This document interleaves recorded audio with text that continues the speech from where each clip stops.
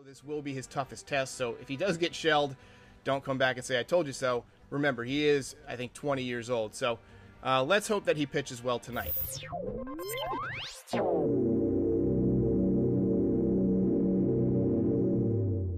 All right, everybody, my guest today is Gary Scheffler from Goda Locomotives. He is an expert on body mechanics and how athletes train. And I wanted to have him on today to talk a little bit about Giancarlo Stanton and Aaron Judge, who've been injured quite a bit. These are two very, very large gentlemen that seems to have a lot of injury prone despite being world-class athletes. So I wanted to talk to Gary about why something like that could be the case. Gary, thanks for joining me. How you doing? Doing good. How you doing? I'm good. Listen, I'm from New Orleans, but I get the New York thing all the time. So, the accent's a little strong. I love it. So I wanted to get a quick review of Goda Sports. And Goda, is that greatest of all time athletes? So it's greatest of all time actions. Okay. What creates the greatest of all time athletes, right? Because we're not talking talent when we talking movement. We talking about movement optimization. So your mailman could be a superior mover, right? But that don't mean that he could go play baseball with, Derek Jeter or whatever. But it does mean that he could run his route for 30 years and play with his kids on the weekend. You know what I'm saying? And be pain free and live a comfortable lifestyle. So what is the basic philosophy behind Goda? Are there certain types of movements that are pluses or negatives for the human body that we do unconsciously that we don't even realize? Yeah, so let me just give you an idea of what Goda is. Goda is an innate security pattern that we decoded through slow motion video by studying the greatest athletes of all time. Let's say this. The healthiest athletes of all time. Guys like Derek Jeter, Ricky Henderson, Mookie Betts that's currently still playing, Ozzie Smith. These guys had a pattern about them, but from foot strike to where their head was when the foot strike to different. There was different identifiers that we noticed, but we also noticed that in the pattern was the same in crawling derivatives with a baby, but the baby uses its knee to move around instead of its foot, right? So the pivot point, which we call it, or the contact point of where the body contacts the ground was the knee instead of the foot. And the spine did the same thing. There was movement in the spine. And then we looked at a lot of indigenous cultures, right, which is your most durable people on the planet. Studied a lot of different tribesmen and different tribes around the world that still exist in the world today. And that pattern was very consistent with the super athlete, with the crawling baby. And then we also looked at the weekend warrior, the guy that's 65 years old that goes run a half marathon and he could go to work on Monday, right? So what we did is we took those patterns and then we compared it to the guy that's got the soft tissue injury repetitively. I'm not talking about a tweaked hamstring one season where he misses, 10 games and then he's back playing the next season and never misses a game. I'm talking about the guy. I'm talking about the Judge. I'm talking about, those guys that miss. They always seem like they got something going on in their body. Size has nothing to do with it. You got offensive linemen that play in the NFL and get beat up for 10 and 12. Andre, what was it? Whitworth played 16 years with no knee brace. Right. You know what I'm saying? So you got these guys that play, or Willie Roafs and guys like that. Now, what we've done is we've taken it steps further and we looked at different training derivatives and things like that. And we compared what's happening in the training to the actual human locomotives, and they're two totally different things. Unfortunately, we are creatures of habit, right? Neurologically, we can be reprogrammed, or should I say deprogrammed from what we should be doing. So when you take a guy like Eric, listen, you just got rid of your strength coach. You just fired your whole strength staff with the Yankees, and you brought in somebody from the same academia. that comes from the same, brace the core, Olympic lifting, reverse torque movements and stuff like that. And you're back in the same boat that you was in before. Absolutely. It's extremely frustrating as a fan. So explain to me a little bit more of that academia that you're talking about, that that Eric Cressey and the previous Yankee staff seem to be proponents of. So just like you said, these guys are these beautiful, big human beings, right? Like they look like they should be on the cover of a GQ magazine with their shirt off or something like that. They are. Guess what? It really don't mean shit compared to movement. So everything's built off of aesthetics and it's built off of numbers, right? Well, if his squat and his bench press and all of that stuff goes up, well, the strength coach feels like, well, I'm doing my job. He got stronger. Well, if he goes to the field and pulls his hamstring every other week, or has a soft tissue injury every other week, or blows his knee out running down a ball in the outfield, that's not normal. Right. You can't, whoever you believe in or whoever you pray to or whatever, did not create something that could last 100 years, but the fibers in the tissue inside of it last 25. You know what I'm saying? It don't make sense. So when we go into the workout facilities and these programs of force rate production and all of these different concepts that they've come up with over the years, it's kind of like, it's like everything else that man puts his hands on. We destroy something, right? And we've destroyed or we bastardized human locomotives through the strength and conditioning programs over the past 100 years. And it's got to be revisited, and that's what we did. And when the iPad came out in 2014, 2013, we had the ability to break down movement frame by frame and study all the non-contacts, all the repetitive stress injuries, all of the, and then build this, right? I mean, it really was a common sense approach. Like, what's the guy doing that stays healthy? And what's the guy doing that gets hurt? And we came up with Goda. So for the layman, somebody who might not understand biometrics, biomechanics, like my dumb ass, what are some things that athletes can do to correct some of these, I guess, behaviors that can cause them to be injury prone, if that's even possible? Or are they just basically stuck in how you're made, how you're made? We recode. I got 65-year-old grandmas that come in here they would go on, go to Walt Disney World and they couldn't walk around. And we come in here, we built protocols, we built a performance system, we built a strength system. And listen, I hate to tell you, but like the Orioles already been in touch with us. We've talked to a couple of teams. We've had we talked to our NFL team already. We've had strength coaches from all over the world, and we created a certification process too. But this works on anybody, right? If you feel like your back's hurting from doing these podcasts and sitting in that chair too much, we have a protocol that'll because that pattern is innate, the nervous system will turn back on. It's like riding a bike, right? Like if we get you on there and we get enough repetitions, you'll go, like it might take you, 2 months to learn how to ride a bike. But if you don't do it for 10 years, you can learn how to ride a bike again in a day perfectly and catch up to what you was 10 years ago. Because that pattern's been encoded in your nervous system. We go in there, we wake that pattern up, we change posture, we change human movement behavior, and the athletes stay healthy. Listen, Darrell Williams is a running back for the Kansas City Chiefs. He's a number 2 guy over there right now behind the rookie that they just got, Clyde Edwards-Helaire. He is the only athlete that we've had tweak a hamstring, and he missed. He ended up getting put on the IR or whatever, and he missed some time. But that was it. In the last 3 to 4 years, we haven't had a non-contact catastrophic injury or significant time missed out of our program.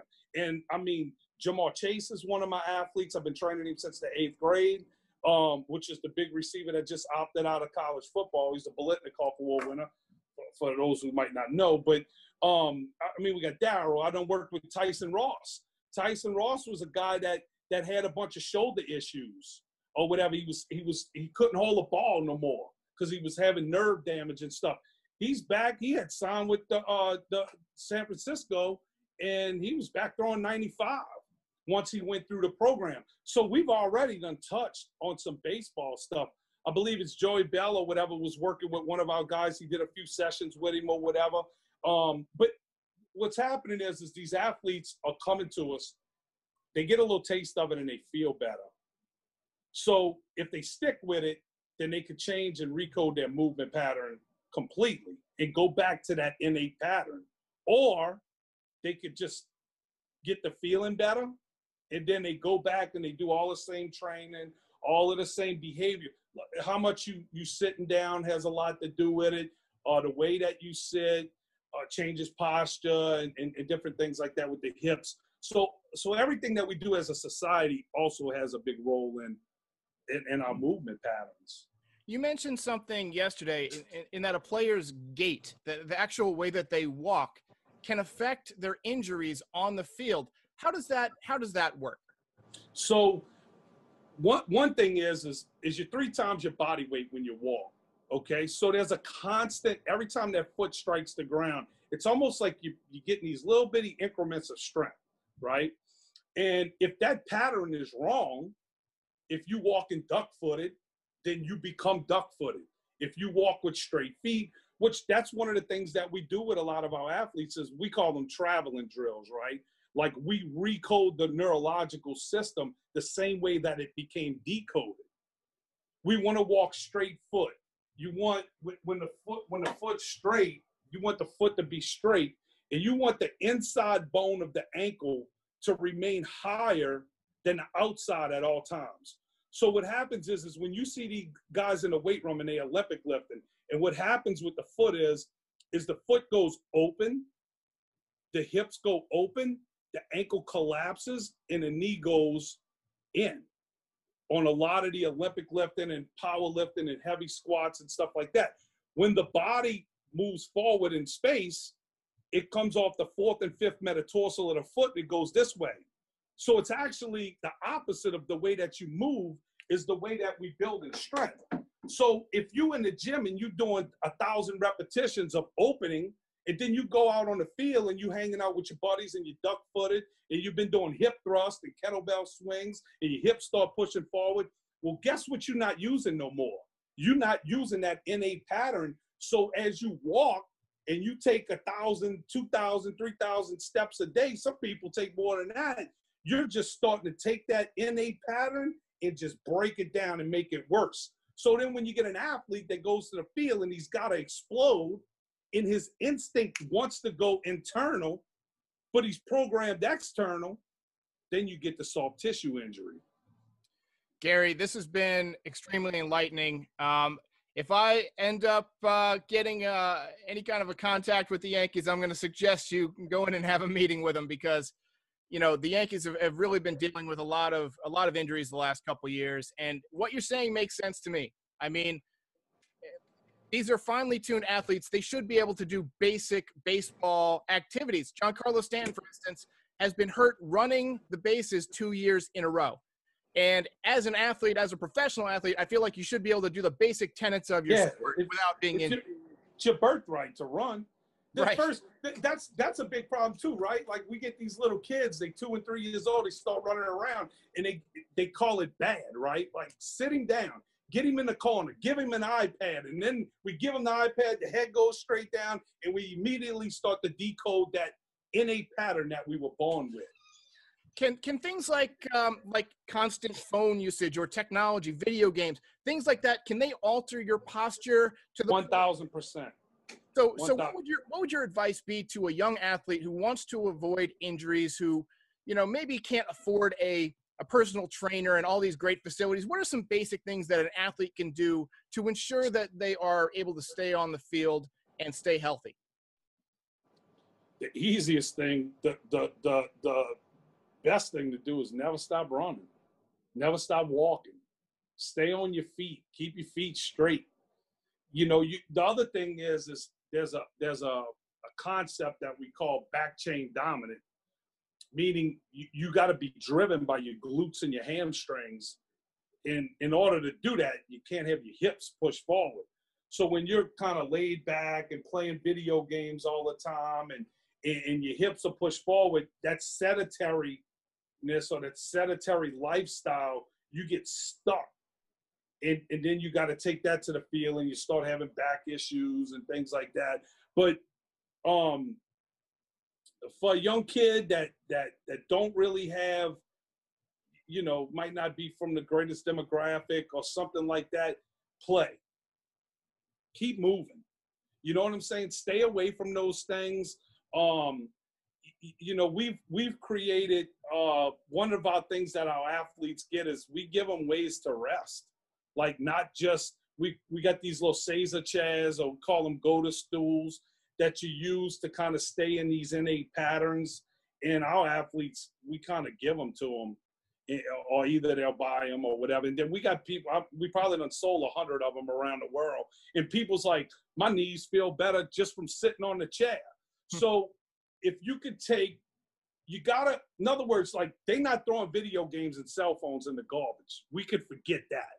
So it's almost like we gotta kind of figure out a way to make those things safer, I guess you could say. Right. So, but yeah, to answer your question, that's a major problem. Yeah, I mean, as human beings, I think we've just come so far from what we evolved as to, you know, where we were hunter-gatherers and we didn't really eat as much as we eat now. We didn't eat processed foods. We didn't eat, you know, all this sugar. You know, so I feel like, you know, over time, just the human evolution to this technological society where we spend most of the day sitting at our desks and things like that, it's made our people just very unhealthy. And if you look at other parts of the world, people are a lot healthier where they maintain sort of that archaic almost lifestyle, you know, where, you know, if you look at the people who win the marathons every year, it's always the people who don't have shoes because they run properly on the balls of their feet. That's right. Yeah, the shoe, we put a cast on the bottom of the foot. Listen, and I'm guilty of it too, and I know better. Like, I mean, I got a son that's 3 years old. He done had 3 pairs of Jordans already. Like, it's the worst thing to put on your kid. But it's almost like you dress them. But if you know, I don't know if you have kids or not, but my kids hate shoes. Like, they don't want them on. They get in the car from school. They take the shoes, the socks, everything's off. It could be 20 degrees outside, which is very rare here in New Orleans. But if it was, they outside barefooted. It's not until grandma or somebody comes by and says, oh, put a jacket on that baby. That baby's going to get sick. Well, when that happens, immediately you start working against that nervous system because they not out there shivering. They not out there cold. They don't know what cold really is until you cover them up. You know, so it's just like what you're saying with the diet side of it. The body can I don't even want to say survive, but it performs at a high level. With that intermittent fasting is one thing that works good, right? A lot of people's losing weight, they get healthier. Yeah. So, and you probably after the first 2 weeks, you probably felt great. So yeah, when I first started, I was really hungry in the beginning, but I noticed that, you know, after a certain amount of time, I just didn't feel the need to eat as much. And when I started breaking my fast with healthier foods, healthier choices like nuts or fruits, you know, you go from, you know, 8 p.m. or whatever till noon the next day, and then you eat something healthy to begin with, it really just changes the energy for your whole day. It changes everything about your day. I just felt a lot more alert. My brain activity got better. My sleep got better. And so I'll never go back to, you know, eating breakfast. Just, I know they used to say it's the most important meal of the day, but I disagree. Well, who said that? Yeah, the breakfast. Jimmy Dean? Yeah, he came up with that. You know what I'm saying? Like who said it's the most important meal of the day? Some guy that's selling eggs somewhere. General Mills. Yeah, right. Thank you so much, Gary, for joining me. I've got to run and get this published, but I really appreciate you joining me. And everybody go check out Goda. They've got some really interesting stuff, some really great research. And I'm telling you, I know Brian Cashman, the GM of the Yankees, watches this from time to time. I've had some communications with him. Brian, bring this guy in for a meeting. Fire Air Cressy's ass. Send him home. Get this guy in here. Thanks a bunch. Hey, we'd love to be a part of it.